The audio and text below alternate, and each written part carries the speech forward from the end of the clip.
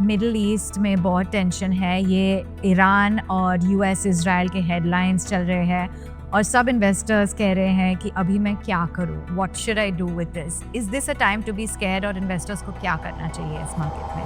Today we are in a situation where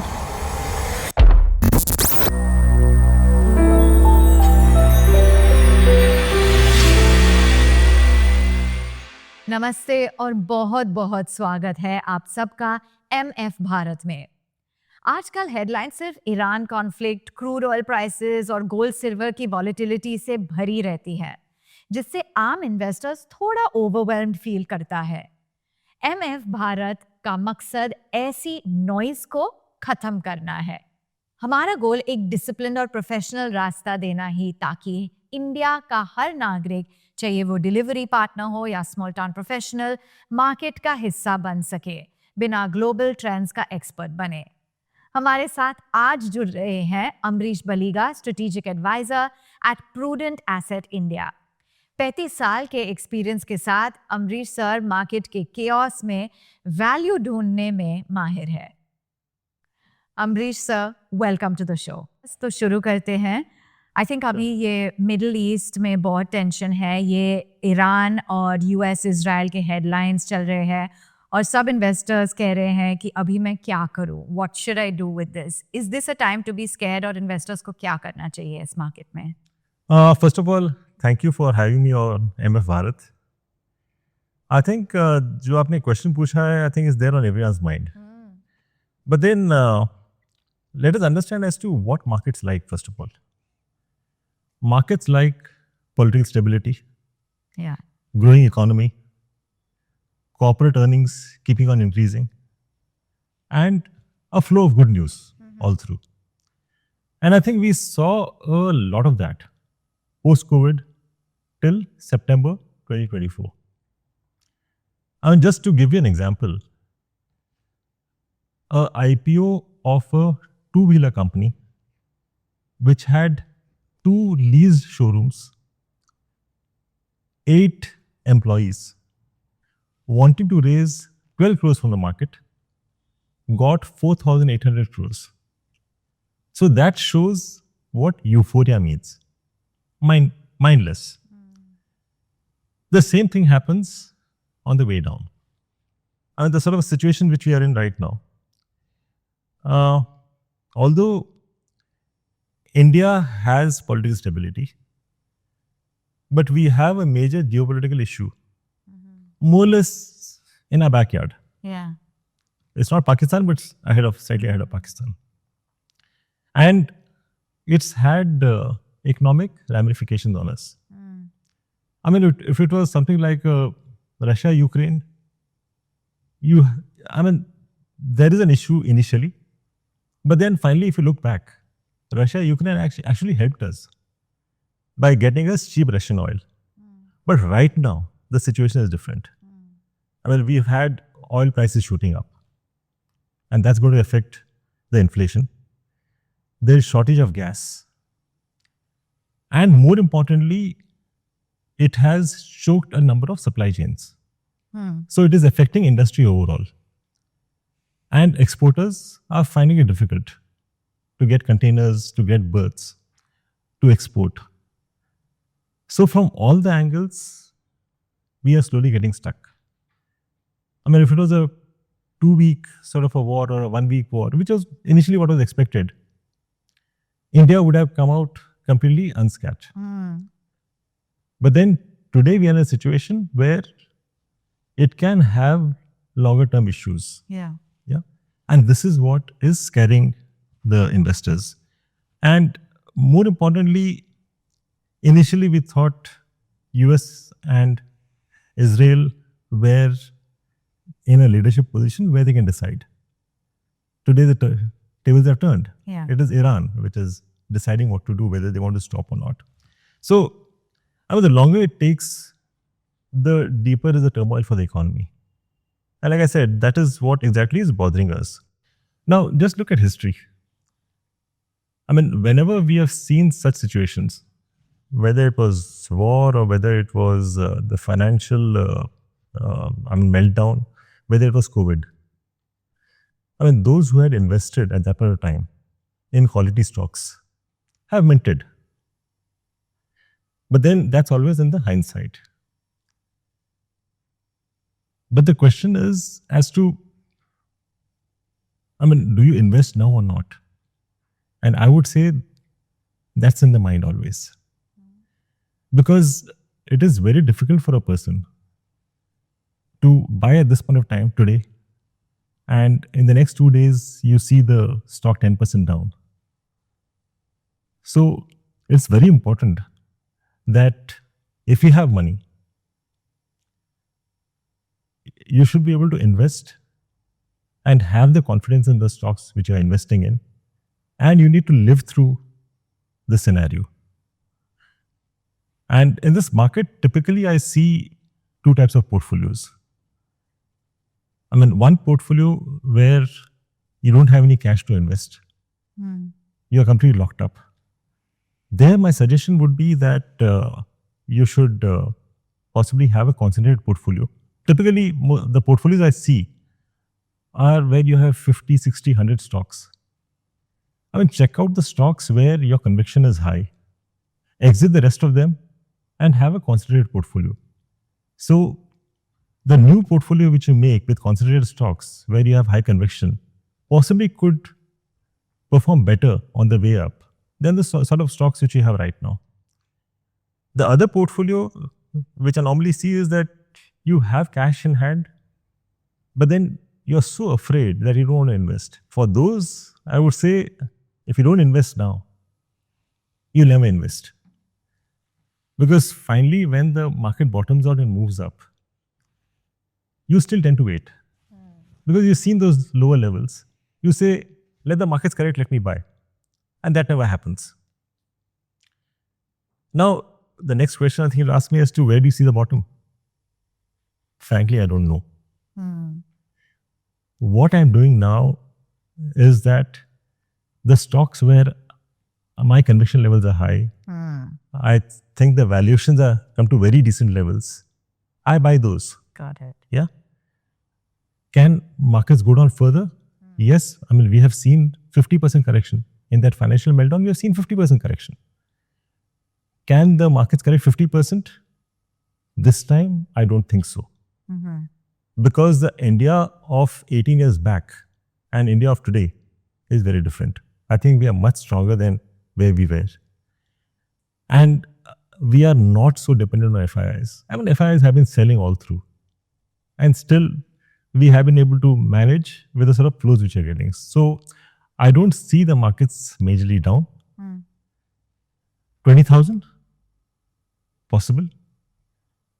But will I wait for 20,000 to invest? Surely no. Okay. Because I don't know whether it'll turn around in the next 10, 15 days or whether it'll go to 20,000. So, when I invest in various tranches. 4 or 5 tranches I invest in. Okay. I could invest on the way down, assuming things haven't changed too much from where they are today. Or I'll invest also on the way up. Okay. That's because on the way up, at least you're decently sure that things have worked out. Because unless there is some truce or some solution to the current geopolitical issues, the markets will not move up. Yeah. So on the way up, it gives you more confidence. But the issue is that most of the people, they may average on the way down, but they don't average on the way up. And let me add one more thing. Just because the markets have come down, you want to buy. Don't buy for the sake of averaging. Don't buy because the stock in your portfolio has come to a 52-week low. It can keep touching 52-week lows. Don't buy just because it has crashed 50%. It can crash more. Buy only if your conviction is high, your confidence levels are high. Okay, so stay invested in the market, and history shows clearly that those who have made money. But जब crude oil prices बढ़ते हैं, तो I think it directly hits the kitchen budget. You're right. The fact that inflation ऊपर जाती है, then घर का खर्चा भी बढ़ जाता है. Energy sector पे क्या impact है ये सब headlines के? See, energy sector is basically two segments. One is your power, and the second one is oil and gas. I mean, going ahead, the way our power sector, the capacity is being increased, the demand which is increasing, I'm still quite bullish on the power sector, and especially the renewable power sector, because the sort of a growth which we'll see as far as EVs are concerned, the data center growth, I think, should be a major power consumer. So looking at all that, I'm quite bullish on the power sector as such. But when it comes to oil and gas, I think right now what we are seeing is more sentimental. Again, I mean, we need to, when we talk for sector, we are talking of the listed entities. Okay. So something like a Oil India or ONGC, they are moving up because they are oil producers and oil prices have shot up. But look a bit deeper. Do they get the complete benefit of the increase in oil prices? They don't. Because they share the subsidy with the OMCs. Yeah. Then you have a windfall tax. See, all these reduce the profitability of margins. So, and if you look at the OMCs, OMCs are the ones which will get affected the most. I mean, have the retail prices been increased? No. Whereas they are paying a higher price for the crude oil for refining. So, looking at all that, I would say as a trader, I may look at the oil and gas companies. But as an investor, I would look at the power sector. But I think ये बहुत common pattern है और you also alluded to it कि investors market के ऊपर होने पर enter करते हैं और जब market नीचे गिरता है तो फिर panic के मारे they pull out their money. Long term में इस एक गलती का कितना बड़ा नुकसान होता है? यही नुकसान होता है. Most of the retail investors का issue यही है. And I won't say only retail investors, काफी HNIs भी ये mistake करते हैं. क्योंकि जब market ऊपर जाता है, they keep hearing all around that everyone is making money. Wherever they invest, they make money. Because in a euphoria, everything moves up. Like the sort of example which I gave you in the past. But then, when the market's correct, I mean, all their so-called advisors who are giving them tips, they are not to be found. You don't know as to when to exit, how to exit, whether you should exit or not, because you don't know what you've bought. So this is the mistake done by most of the retail investors. And at some point of time, and a point like this, where we are now, quite a few of these investors, after losing 50-60%, say that this is not for me. Yeah. Let me stay out. Some of them sell the portfolio and exit. Now, these are the sort of people who are lost to the market for a long time because they don't come back.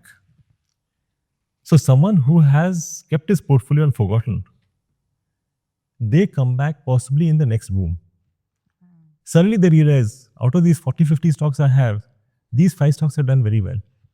They were not even watching their demat account or their shares. So looking at the performance of those stocks, they again come back into the market. And there are a few others who again come back because again they start hearing everyone is making money. But the major opportunity, like I said, is situation like these. I mean, this is the time to be invested in. Yeah. See, market, again, what I said earlier, it is a game of psychology. Right. You need to train your mind. I'll give you my example. I mean, I've been in the markets for about 40 years.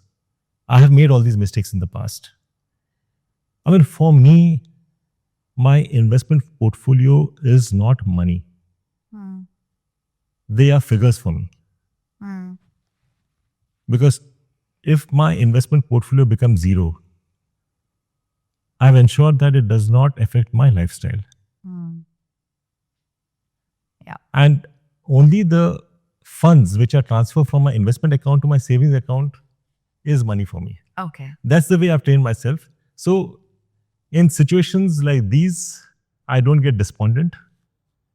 And in situations like euphoria, I don't get carried away. Okay. Yeah.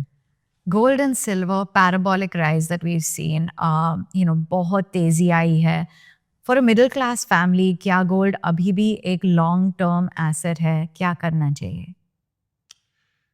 See, gold and silver, I would say, should be divided into two buckets. The first bucket is, which is a heirloom.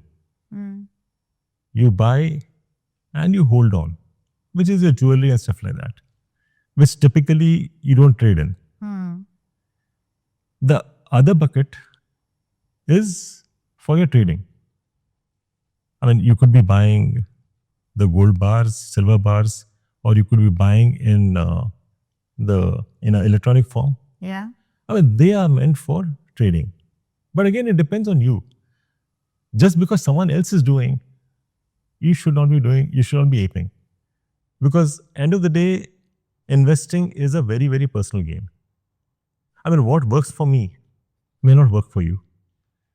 So every person needs to understand and decide what he wants to do and his trading strategy. Okay, I mean, I'll give you my example.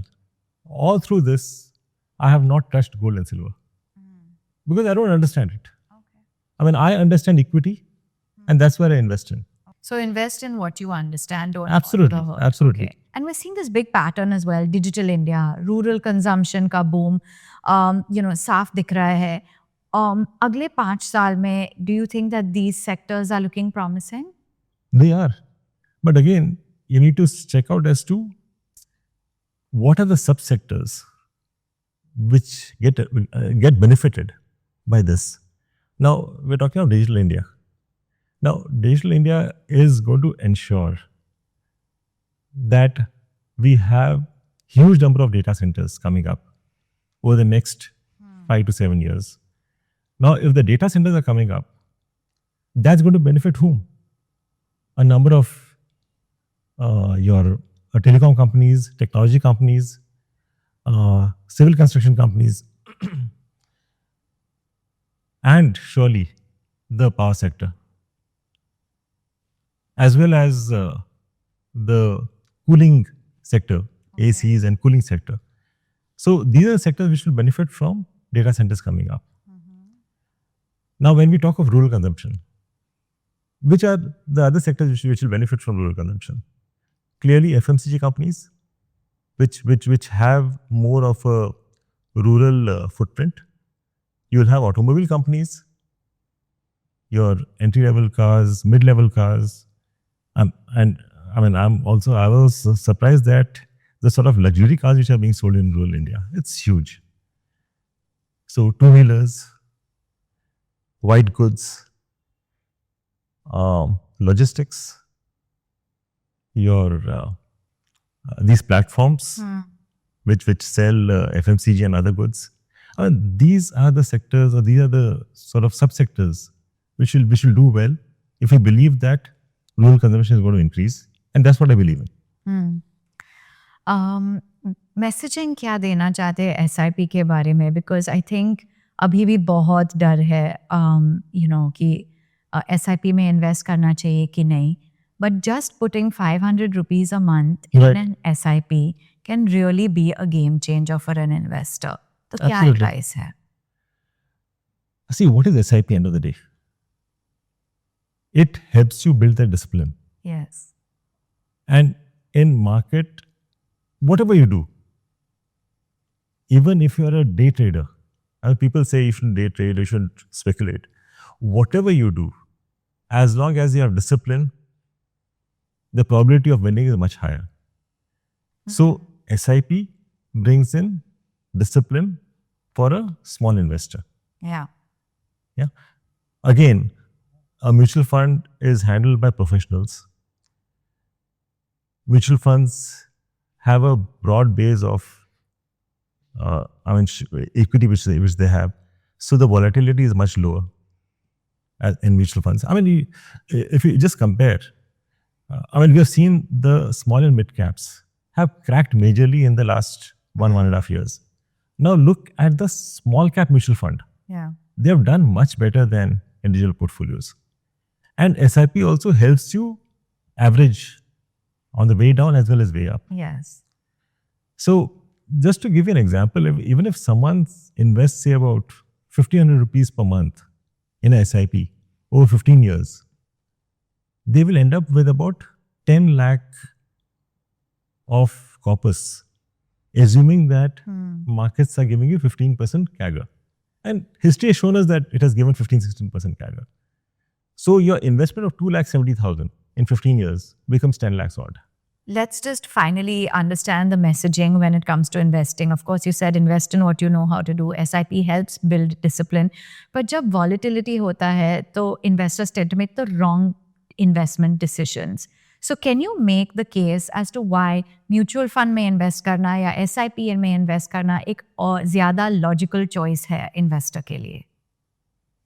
No, because see, the volatility which you see in mutual funds is lower than the volatility which you see in your individual portfolio.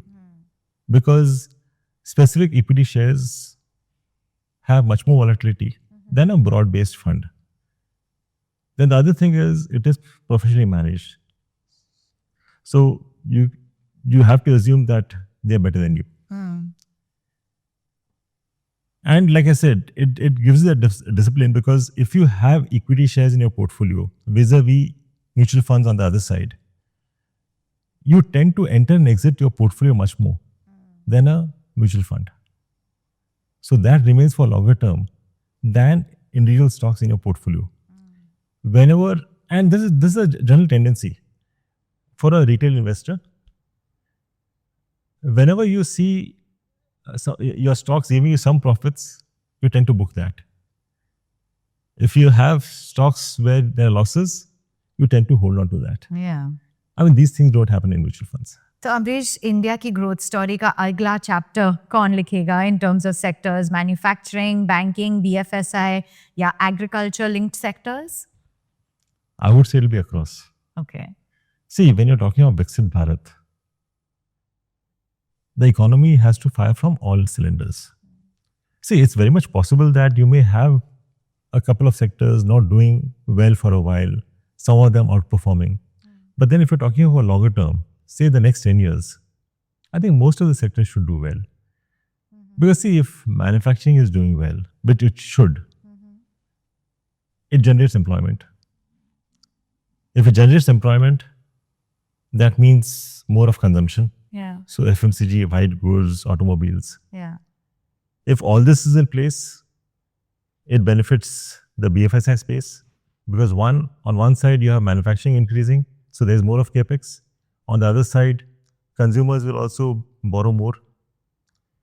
So overall, I see most of the sectors doing well. Okay. And along with that, we have the defense play, we have the railways. So, I mean, if you are investing in this market, I think you should have a small pie in each of these sectors. And when we talk of, overall,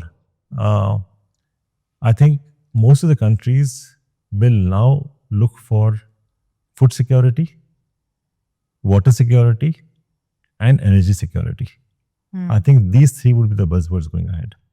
Okay, Ambareesh, thank you so much you, for my joining pleasure. in and giving us very useful advice. Thank you. My pleasure. And for our viewers, crisis लंबी चलेगी तो economy पर असर पड़ेगा ही. लेकिन history ये कहती है कि जो इन्वेस्टेड रहे उन्होंने सबसे ज्यादा कमाया. घबराओ मत, समझो, सीखो और मौका मिलते ही इन्वेस्ट करो. पोर्टफोलियो वहां रखो जहां यकीन है. कम चीजें लेकिन पक्की चीजें. एनर्जी और रिन्यूएबल पावर में अमरीश बलीगा बहुत बुलिश है. दूसरों को देखते मत चलो, वो इन्वेस्ट करो जिसमें आपका विश्वास हो. एसआईपी शुरू करो, क्योंकि एसआईपी सिर्फ पैसा नहीं, डिसिप्लिन बनाता है. एमएफ भारत का यूट्यूब चैनल अभी सब्सक्राइब करो, बेल आइकन दबाओ. मिलते हैं अगली बार. Real money, real talk, real India. Thanks for watching. Avanne signing off.